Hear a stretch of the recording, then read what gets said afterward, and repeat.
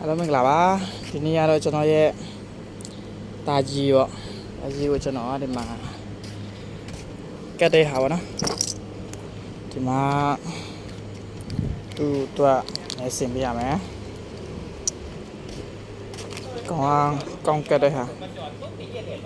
စီမှာကောင်းကတ်တဲ့ဟာရဲ့နောက်ပြီးတော့ဒီမှာကွာတော့ဗောနော်အဲ့ဒါကိုပြန်ခွာပြီးတော့ပြန်ကတ်ရမယ်ပြီးတော့ဒီမှာဟိုဒါလဲမှာကျန်တဲ့ဟာစီပုံးကပါတော့သူကျန်တဲ့ဟာထည့်ရမယ်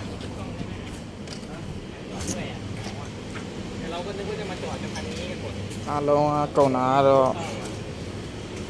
ဒါကုန်တာအားလုံးတစ်ထောင်တော့မပြည့်ပါဘူးโอเคပြီးပါပြီကတ်လို့ဒီမှာပြပိုင်ဆိုင်က2ယောက်ခေါ်လာတယ်မှာဆိုင်ကယ်ကြီးပြင်တဲ့ဆိုင်က2ယောက်သူတို့ကပြင်လို့ရတယ်လိပ်စာပဲနားမလားပလန်စီโอเคပလန်စီမှာပစ္စည်းနီးနားမှာပလန်စီပစ္စည်းနီးနားမှာနော်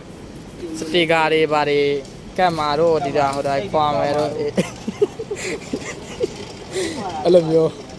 ဆိုင်ကယ်မှာဘာတွေခွာမလဲဘာတွေကတ်မလဲအဲ့လိုမျိုးသူတို့မှအားလို့ရပါတယ်လက်ခဘယ်လောက်မှမကြီးပါဘူး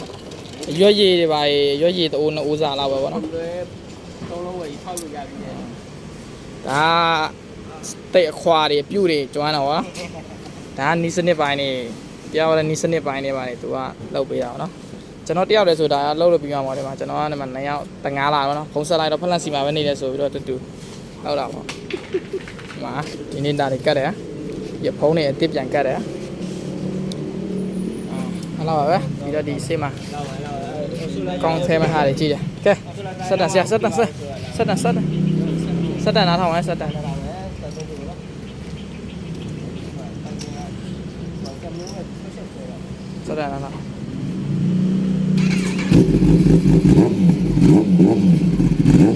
จ้า